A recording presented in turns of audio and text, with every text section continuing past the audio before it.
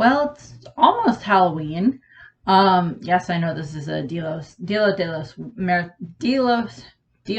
Muertos. I can speak that. I know that mask instead of a Halloween mask, but you know the two kind of overlap a little bit at the moment.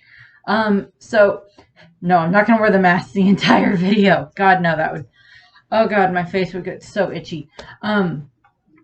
But as you can tell by the thumbnail and the name, this video is going to be about pudding.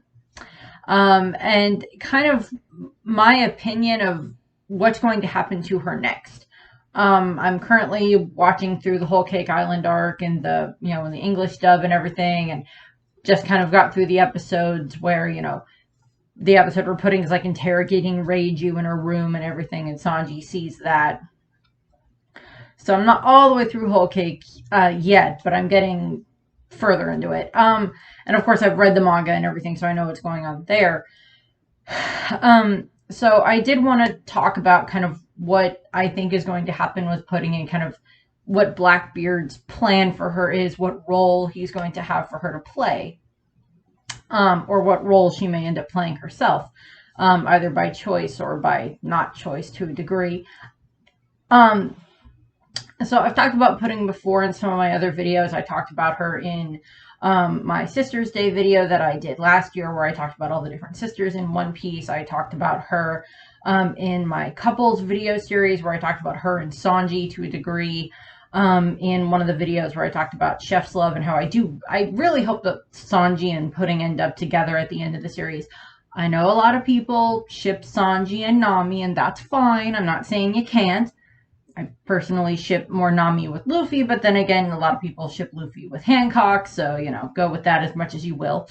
Everybody has their own opinion, and that's perfectly fine by me. But Oda does kind of seem to be setting, Sanji to end up with Pudding at the end of the series. Which I think would be good. And I believe part of their relationship is part of,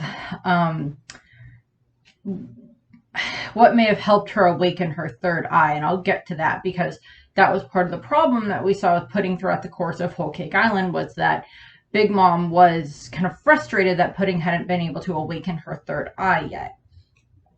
Even though, she's like 16 years old, and, she's, and I've got some things that I'm going to talk about with that, for like maybe why it hasn't awakened yet and what may have caused it to awaken, or what will cause it to awaken, give or take. But so basics on Pudding: she is the 35th daughter and the 76th child, of the Charlotte family.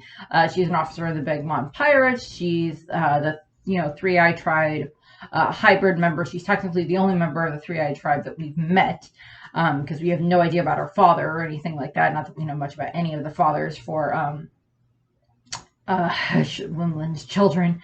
And now I'm going to take the mask off. Also the mask, because throughout a good portion of the Whole Cake Island arc, Pudding seems to be putting on a mask for various different reasons, and I'll get to that when I get to her acting skills that she has. Or if I can pull off a Hamlet. Her acting skills. And she is, as I said, she's the officer in the Big Mom Pirates. She's a chocolatier in the honor of the Caramel Cafe in Cocoa Town, or on Cacao Island. She's the Minister of Chocolate, and such, or the current one that is holding them, or the candidate for the Minister of Chocolate after Lola left. And she is, of course, was engaged to Sanji and everything out of a political agreement.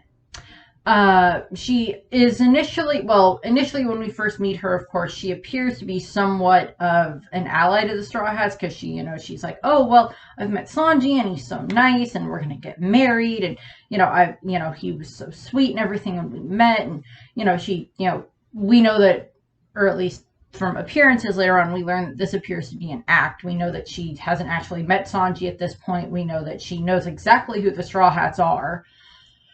Maybe not right away, but she figures it out pretty dang quickly. After it's kind of blabbed by Luffy, who they are. And of course, she agrees to help them, and she draws them the map to get to, Whole Cake Island and everything, and claims that she'll bring Sanji to the coastline and everything. If you've read the manga, then when you see that in the anime, you know that that's a lie. But, if you haven't, reading the manga weekly, you didn't know that at the time. And of course, watching the anime, if you only watch the anime, you don't know that until later on. We see throughout the course of the arc, we see, just puts on this, veneer of being this, little innocent one that, well, Sanji, I don't want to make marriage hell for you. And I don't, I want to help you and everything. And I'll be a very good wife to you and everything. And we see her playing that up and everything.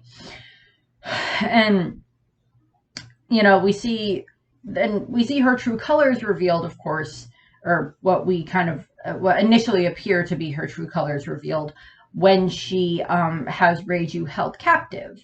Up to that point, we've learned that, clearly something is going on. Pudding seems to be, fine going along with the wedding and everything. She's being, Linlin's little, puppeteered doll and everything, like the way that Linlin tends to treat most of her children, which is just sad. But, that's just sad the way that tends to work, unfortunately. That was the way a lot of monarchs ruled with their children. Their children were there for political alliances. The one stickler I have with the relationship between Pudding and Sanji is that Pudding is 16 years old. She's 16 years old during, well, pretty much the entire course of the manga that we've known her. She's been 16 years old. And she is just, and Sanji is 21. So there's a 5-year age gap there. And there's 10 years age gap between my sister and my brother-in-law, with him being older. And age gaps in general, I don't have a problem with. It's just, if the other person...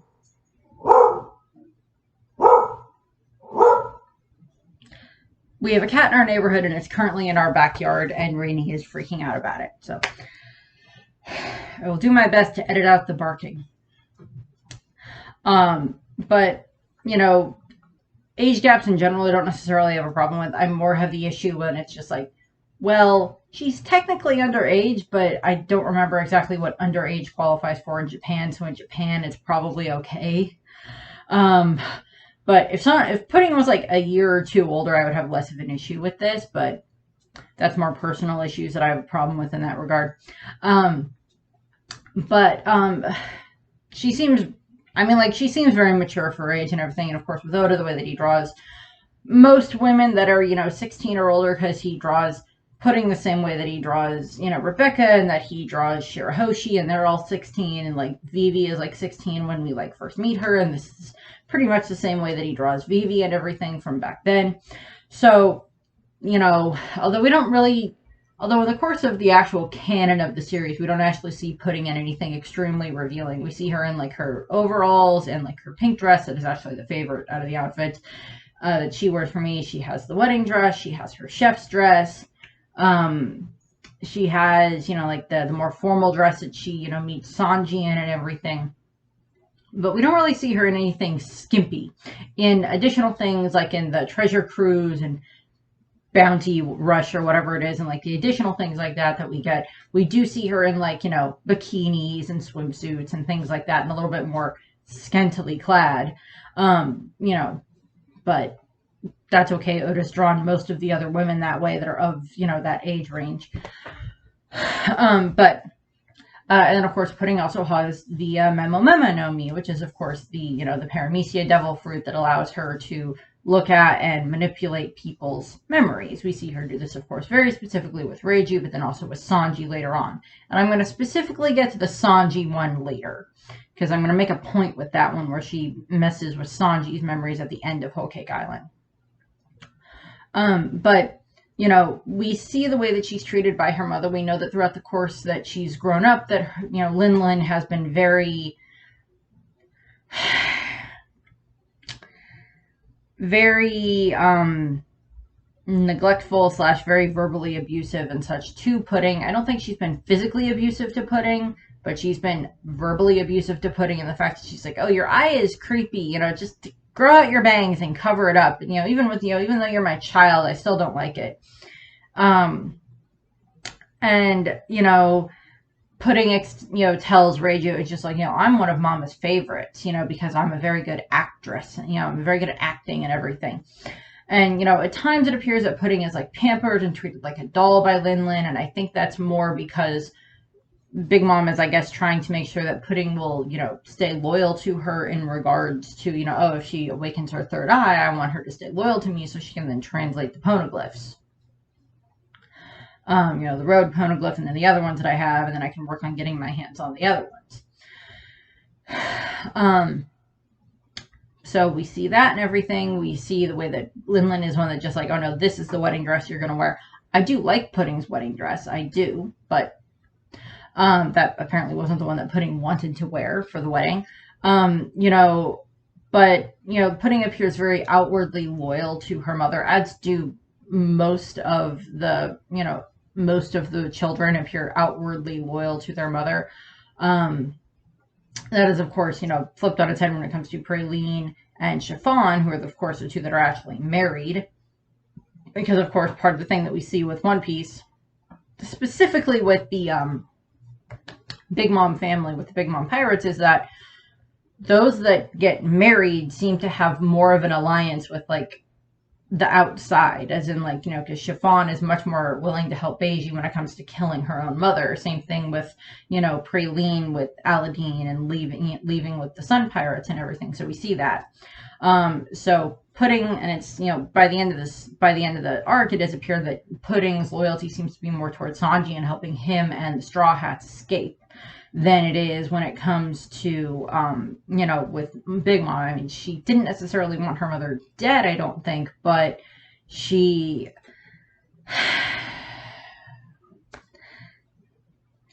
she also... yeah, she does despise her mother deep down because of her cruelty and viewing her as nothing more than a doll and a tool and everything like that. And we see that a little bit more appear. You know, she plays it up around Reiju during that scene where she's just like, oh, yes, only my, you know, close family know about my true nature and everything. And that's implying to be like, you know, the older siblings and stuff like that she's very close to, or just her siblings in general.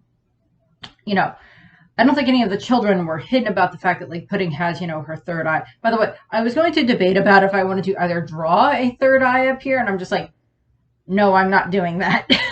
Or, like, finding, like, a fake one and, like, sticking it on there. But I'm just like, no, I'm not going to do that. We're not going to worry about that. I'm not putting a third eye on my head. And, of course, we know later on during the battle in Onigashima that Pudding, you know, Big Mom effectively says to Kaido that it's just like, oh yeah, I gave up on Pudding awakening her ability and everything to decipher the poneglyphs, and we'll just capture Nico Robin and that'll work better. And she basically threw Pudding aside. It's like, you're no longer useful to me, Chuck.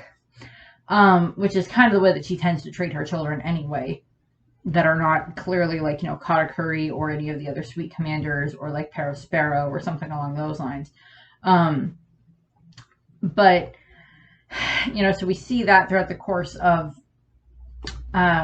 you know, the course of Pudding's whole arc that we've seen her in. And of course, the reason, of course, I'm talking about this is because in the most recent cover page for the Germa, you know, Germa 66's Emotionless Excursion Journey, Cold Hearted, whatever, we saw that Pudding was, of course, the one, you know, well, we knew that she was captured last week, but that she was kidnapped by Akainu. Yes, Akainu made his way to Whole Cake Island. Was kidnapped by Kuzan and Van Augur. And of course, that is happening several weeks ago in comparison to where the current manga is. And then, of course, in the current chapter in the manga, 1064, I think it's, yeah, 1064, that's where it is revealed that, oh no, she is on the Blackbeard ship, and everything. And, you know, she's currently being held hostage there. And, you know, we see her talking to, like, one of the other random members of the Blackbeard Pirates when, you know, the ship is being attacked, while the Heart Pirates and the Blackbeard Pirates are currently fighting. And Pudding is just like, if Mama was still alive, none of you would be trying this. You would all be, she would just, snap you out of existence or whatever. She would just, crumble you or whatever. Admittedly, a fight between Teach, between Blackbeard and Big Mom would be quite entertaining, I would assume. Seeing Big Mom figure out how to fight him with his, with both the Yami Yami and the Gura Gura would be very interesting. Wonder if she would be able to turn, like, his darkness into a homie. Probably not, because that would still be, like, connected to his body. But I don't know. But that might be a different video at some point, but I don't know. I'm not really good at analyzing battles. Just I did find it very satisfying, and I know that it didn't actually cause like a huge amount of damage to him, but I did find the image in the chapter very satisfying where Law has like stabbed through Blackbeard with his whatever the room ability was that he was ruining, R room, K room, whatever, that he like stabbed through Blackbeard, and like it's like knife this out the back, and I'm just like, I know Blackbeard's not dead, but that is a satisfying image to see, just because I don't like Blackbeard.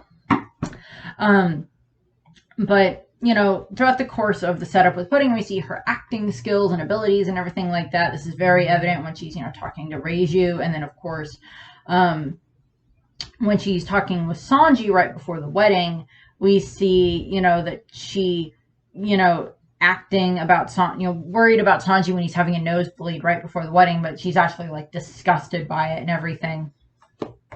We also know that Pudding at least seems to have like a very strong will of her own, because she is able to stand up to one of Big Mom's Conqueror Haki blasts during the tea party and everything, when everything happens with the assassination attempt.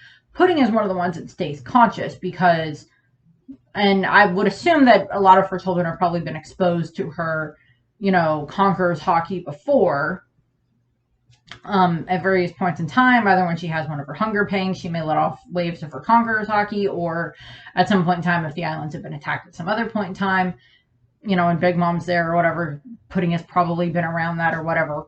Or maybe it's Big Mom trains her children to be able to resist her Conqueror's Haki blast by just being like, okay, you get to stay in this area with me, and I'm just going to unleash my Conqueror's Haki blast until all of you can stay awake. And we're going to keep doing this until you stay conscious during this time frame. And that may have also been like how she can awaken, may have awoken, Katakuri's Conqueror's Haki as well.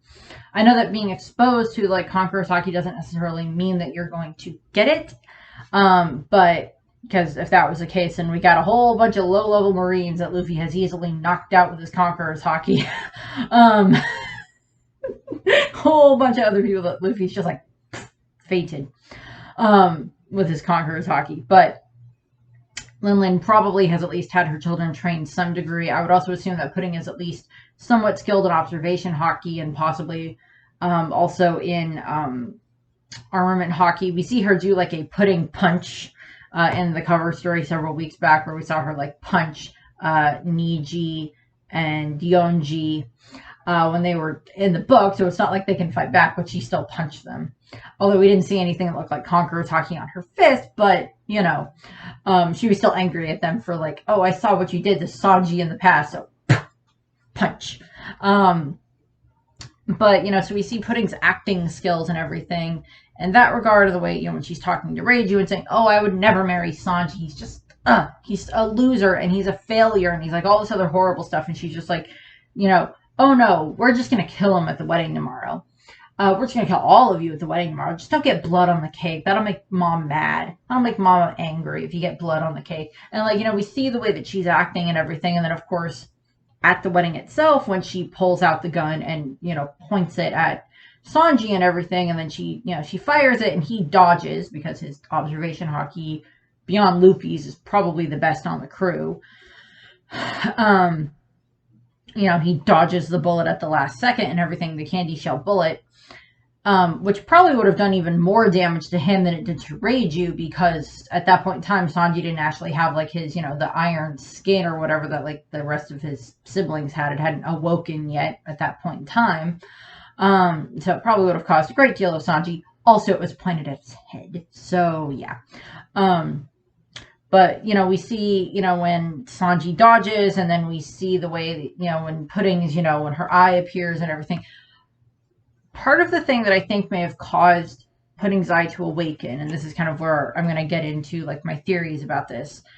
First, I wanted to go over what her third eye is, or like what it appears to be. So, in popular culture, there's, the third eye and chakras and religion and balance and, inner focus and everything else like that.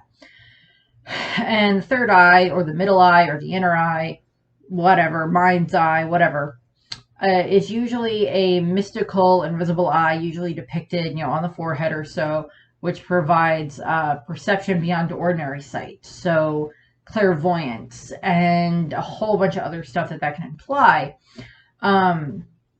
Out-of-body experience, can read chakras and auras and, different things along those lines with your third eye.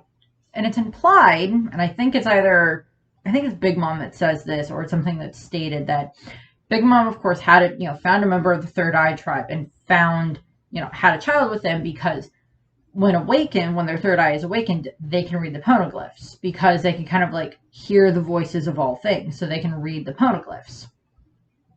Slight problem with that. Roger had the voice of all things, and he could tell the poneglyphs were trying to tell him something, but he could not read what they were saying.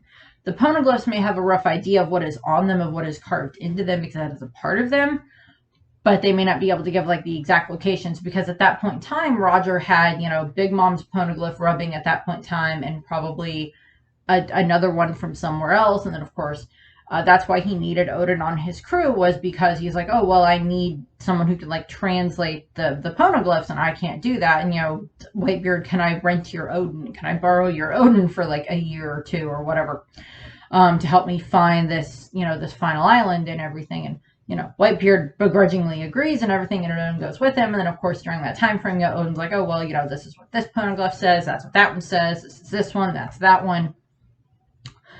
And then, of course, Roger hears, the voices of all things from the different, from the Sea Kings. I think Odin had the voice of all things too, but don't quote me on that. I think he did, but I'm not sure.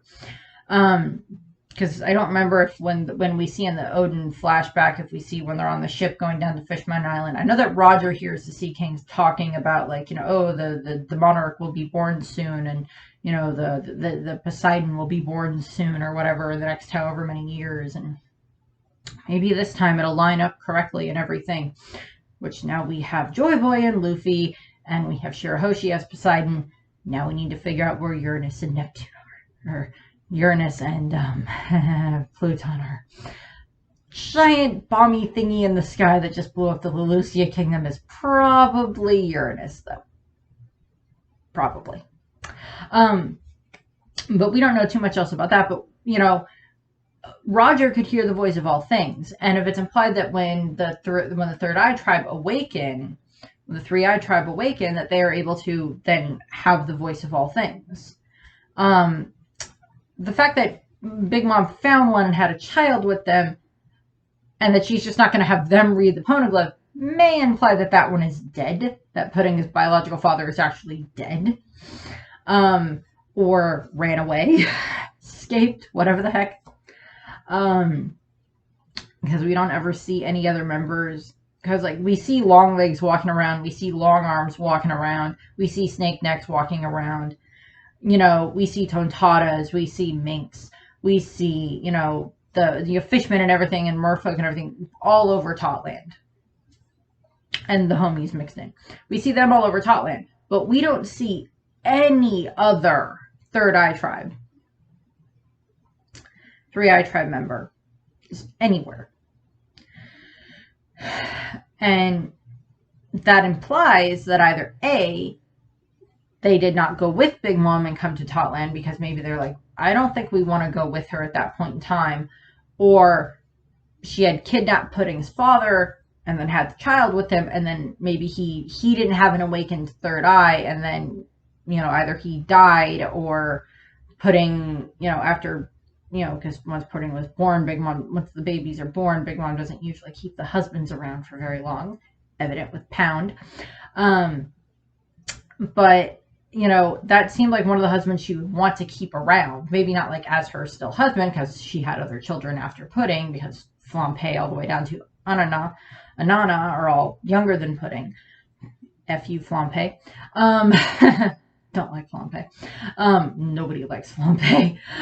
But, you know, that implies that maybe Pudding's father did not have an awakened third eye, or he did not have the time nor the will to explain to Big Mom how to awaken one's third eye. And that's where I get into this, for like what could have awakened Pudding's third eye. Because the fact that Blackbeard had her kidnapped, which, by the way, having her kidnapped when Big Mom's gone and Totland has already been through all of this, you know, upheaval and everything that we see, that we, you know, after everything that happened during the Whole Cake Island arc, and we see during the cover page story that all this upheaval is going on. Because Big Mom and Smoothie and Perospero and several other members of the crew are gone, because they're off to go to, you know, head to Wano to go and try to deal with Oni, you know, go and try to deal with the Straw Hats and everything. And then, you know, by the way, why didn't Kaido just tell the rest of the Big Mom pirates how to get up to the Onigashima? Just have them go to the Mogura port, or whatever that little port is, or whatever that's like underneath the waterfalls. Just have them go there, and then they can come up, and then they don't have to get knocked off the waterfall again.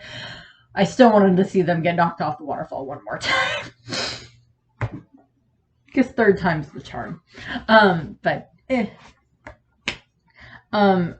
What we see is, you know, Totland is in a fair amount of turmoil at this point in time, and not only are the Germa showing back up, because, you know, Reiju and Ichiji show back up to rescue Niji and Yonji, save them from being dissected. So we saw that happening, and then of course the other side of that is that at, you know, Cacao Island, which is where Pudding ended up, it's where we meet her, and it's where she ends at the end of the story, or at the end of Totland. We see that, you know, two figures showed up. And then we cut back to that several chapters later, several cover pages later, and everything is frozen. And then, of course, Cracker is frozen. Brule is crying. By the end of it, you actually get a lot more sympathy for Brule, considering what she's been through and everything.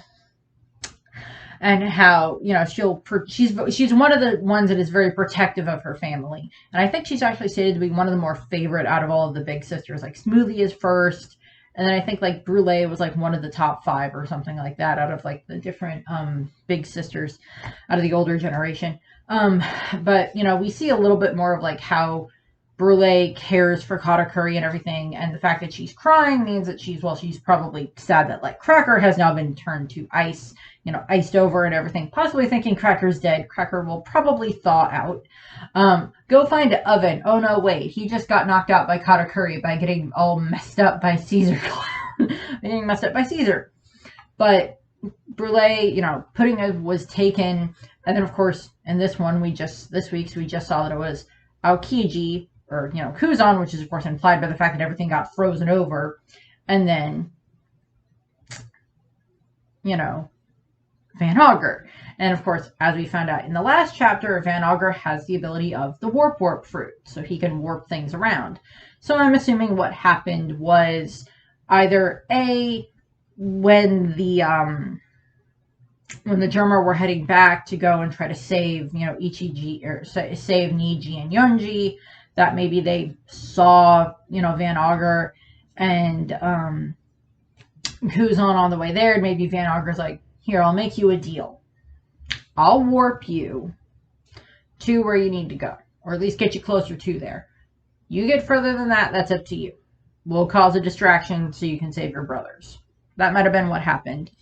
And then, of course, it's just, you know, Kuzan just like freezes over Cacao Island, which is probably very easy for him to do.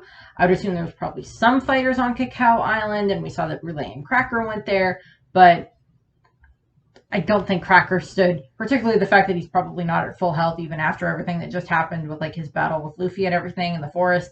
Cracker's probably not at full health. Plus, we know that he does not do well with pain. So that was probably taken care of rather easily by Kuzan, although there was probably like maybe some form of fighting. And then probably just, you know, they get close enough and Van Augur can just, well, the thing with Van Augur's fruit is we don't know if you have to be willingly warped. He can probably warp himself anywhere and like other objects anywhere.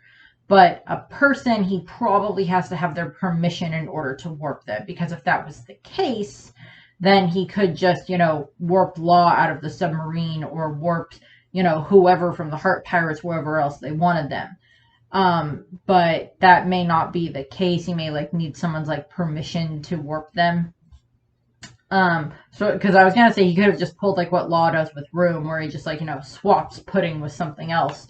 But if he has to have the person's permission in order to warp them, maybe you have to touch the person in order to warp them if they don't have your permission. There's got to be rules to this dang devil fruit.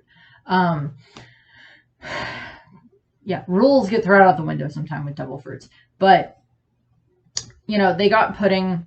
Kuzan and Van Augur got Pudding, and then now we know several weeks later, at least 3 weeks later, given the fact that the Straw Hats are on Wano for 2 weeks before the Battle at Onigashima, because it's 2 weeks to the Fire Festival, and then after the Fire Festival and the huge battle at Onigashima and everything, there's of course a whole another week where Sanji and, or not Sanji, but Zoro and Luffy are passed out for almost an entire week.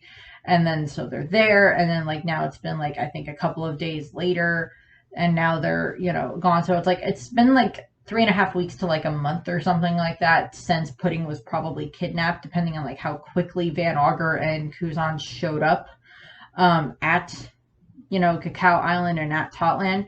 But during that time frame, things that I think could have resulted in the way that resulted in Pudding awakening her third eye.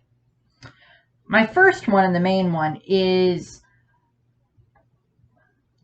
the way that Sanji treated her. The way Sanji and how he treated her even after finding out about her third eye.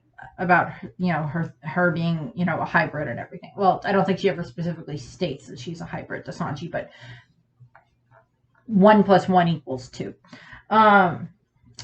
Or 1 + 2 = 3 eyes. It was there. I had to take the joke, regardless of how good it was. And the main thing that we see with this is during the wedding, of course, right after she attempts to shoot him, he's looking at her and she's like, oh, you're probably disgusted by my eye. And he's like, no, I think it's beautiful. And we have this moment where she just, she falls down and collapses, and she just starts crying because she's so used to all of her life, her mother and other children on the islands and everything just treating her so horribly because of her third eye, mocking her and threatening to poke it out, or saying, oh, I think it's disgusting, cover it back up, and everything else. She probably didn't get that a lot from her older siblings, because a lot of the older ones were of course around Katakuri before he started wearing the scarf, and they know about him. By the way, I would love it if they showed something about Katakuri and Pudding having a really good bond, and maybe at some point in time he's shown her his mouth. That wouldn't surprise me in the slightest. I probably mentioned that somewhere in either my Brother's Day video or my Sister's Day video, but I just think that out of the two siblings, because between Katakuri and Pudding, those are the two that we kind of learn the most about throughout the course of Whole Cake Island. Yeah, we learned bits about Perospero and stuff as well, and other ones, but Pudding and Katakuri are the two that, to a degree, we spend the most time with and learn the most about. Brulee as well gets thrown in there as well. And all three of them have a facial feature that makes them stand out. Brulee has her scar from defending Katakuri. Katakuri, of course, has his, scars and his eel mouth, and then Pudding, of course, has her eye.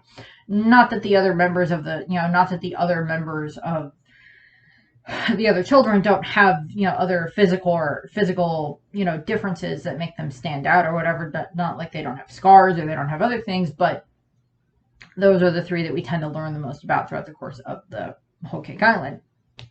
And I don't like Brulee, but I have sympathy for her. And we see that with them. And the fact that Sanji is this first person outside of her family, and probably one of the very few ones even around her in general, that has seen her close up and seen what she looks like with her third eye.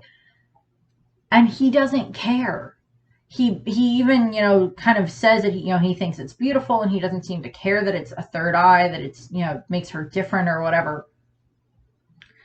And then we see later on, throughout the rest of that course of the arc, there's the other moment where she's like, sitting, on the floor, pointing the gun at him and everything. And she's like, I've deceived countless people. And, he's like, and, were you yourself one of them, Pudding, and everything, where you're just like, were you one of the other people that was deceived?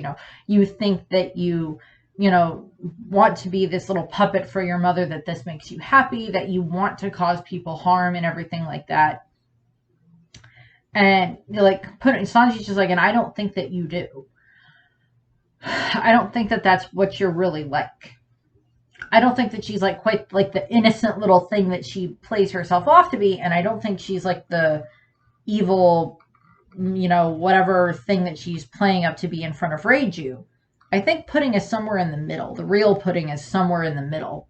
And that's what we start to see. And we kind of see this a little bit where she keeps going, swinging back and forth between, the one that's like utterly and infatuated with Sanji and everything, with like that part of her personality that just like thinks, the heart eyes and, like, oh my God, Sanji, and everything like that whenever he does something cute or whenever he smiles at her or whatever.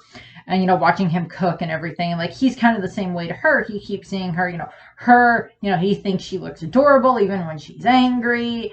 And he thinks that, she looks, so cute in her chef's outfit, which I do admit her chef's outfit is very cute. And we see all of that, and we see the way that they work together with, Chiffon to make the wedding cake and everything. And, we see all of that when it comes to the, what Sanji and Pudding go through. And I went over some of this in the couples video too. So I'm probably rehashing a few bits, some things out of that. But Sanji is kind of one of the first ones outside of her family and even around her in general that treats her no different just because of her eye. And I think that might be something that may have caused, starts her eye to awaken or something along those lines. And because we don't know exactly what the cause of an awakening could be. We don't even know if it technically is awoken yet. We just know that that Pudding is being held captive right now, and she doesn't seem to be trying to hide her third eye.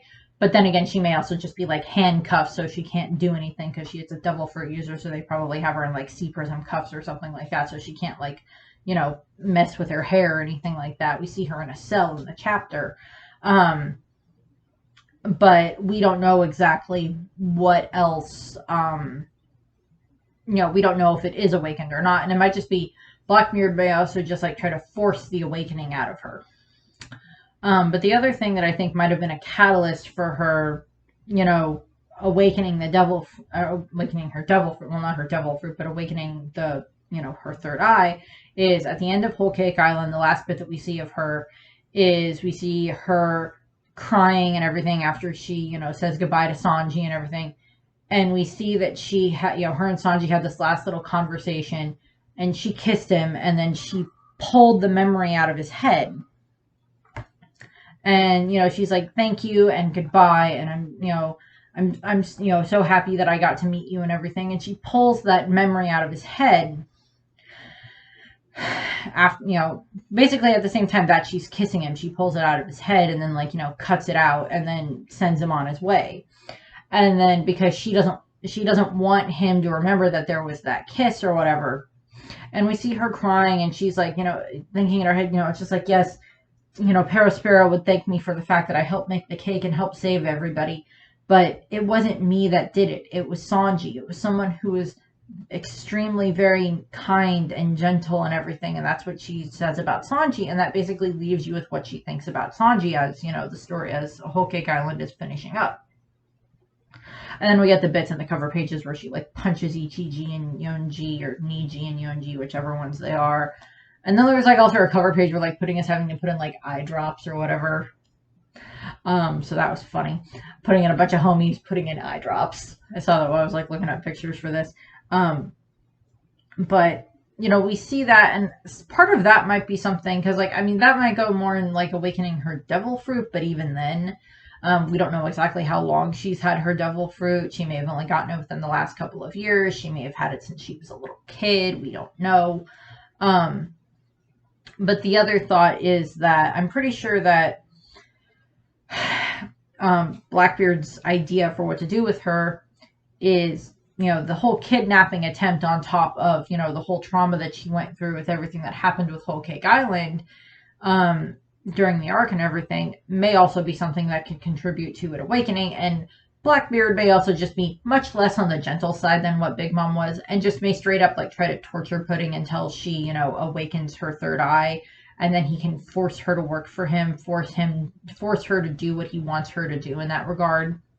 Have her, read the poneglyph sketches that Law, the poneglyph rubbings that like Law has.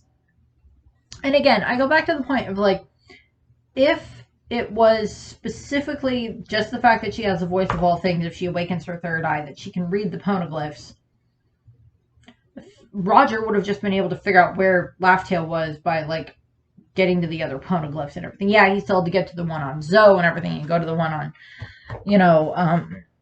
on Fishman Island and everything, and the one from Wano and everything, but he would have been able to get a rough idea of what the other ones were talking about.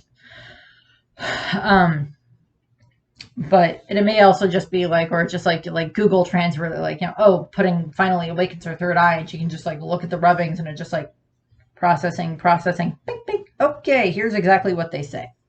The other thing is that might be like a slight trigger for, I guess, awakening for her third eye, awakening could be losing her mother, even though she has a very, very strained and despised relationship with her mother. The fact that she states that Big Mom is basically dead, because she says that, if Mama was still alive, then, you wouldn't be doing this. You wouldn't even attempt something like this. And if that was the case, if Big Mom was, if Big Mom's dead, by the way, I don't think we've seen Zeus since the end of Onigashima. I don't think we've seen Zeus at all. And even with everything that happened in like Totland and the cover pages, Big Mom was still alive during all of that, because that's before the Battle of Onigashima. So that wouldn't have been affected. We wouldn't get any hints there whether or not Big Mom was alive or dead. And until we see Zeus pop up one way or another, either still in Nami's climb attack or whatever, which she probably has with her, and we may end up seeing her use it, because, Vegapunk might be interested in the fact that, this thing can manipulate the weather or everything, or like they mentioned the Acon system, or the Aircon system, and Nami's like, my climb attack kind of allows me to, manipulate the weather and everything, and Vegapunk might be like, ooh, let me look at that, and then Zeus may pop out. And then, if Zeus doesn't show back up again, then he at least, went out trying to protect Nami, and if he does show back up again, then that implies that Big Mom power, like the homies on Totland, well, maybe at the very least the homies that were made from her own soul, so Zeus, Prometheus, Napoleon, and Hera, and then the Misery, that those were ones that were made specifically from her own soul, so they may be able to continue on, but like all the other miscellaneous homies and everything all over Totland might just go like what we saw happen in the forest when all of them were getting scared by Cracker and such. So that might be the case there. But there's a lot of factors that could go into Pudding awakening her third eye. And then if she does awaken it, then the whole thing is like, well, I don't think she's necessarily going to help Blackbeard willingly unless like they have someone else to make her force her to do it. Because she doesn't really have any opinion of the Heart Pirates, as the one that, as the crew member of Blackbeard stated, was just like, well, they're fighting right now one of the ones that, killed your mother and everything, that, the reason your mother's dead and everything. So, we have that and everything, but I don't think Pudding's going to have any, opinion of Law. Well, she might have some opinion of him, because he may ask her, because if Blackbeard captures Law, which is a possibility. If Blackbeard captures Law, he may end up in like the cells right next to Pudding, and it may end up resulting in like him, Law looking at Pudding and going, "Who are you?" And she goes like, "Well, I'm Charlotte Pudding," and he's like, "Oh, I'm kind of the reason your mom's dead." She's like, "Yeah, I know." He's like, "Are you angry about that?" Not really. She wasn't the best mother in the world, and she was gonna use me anyway. So, conversation between Pudding and Law would be interesting. I know a lot of people want to see like a conversation between like Law and like Kobe and everything if Law is a part of Sword, which I can go with that. But Law and Pudding having a conversation would be kind of interesting. So that's what I have there. I thank you very much for watching. Video ended up being longer than I wanted it to be again, but I went on some tangents. But I hope you have a nice rest of your day. I hope you enjoy the video, and please comment if you think I missed something. I honestly don't think we've seen Zeus since Big Mom died, quote unquote, fell into the lava. I don't think magma, whatever. I don't think we've seen Zeus. I don't think we've seen any homies since then. So I'm not sure yet if like Zeus would still be alive. But that's what we have. Thanks for watching. Have a nice rest of your day. Happy Halloween season. I'm one of Mama's favorites, you know. She especially loves how good I am at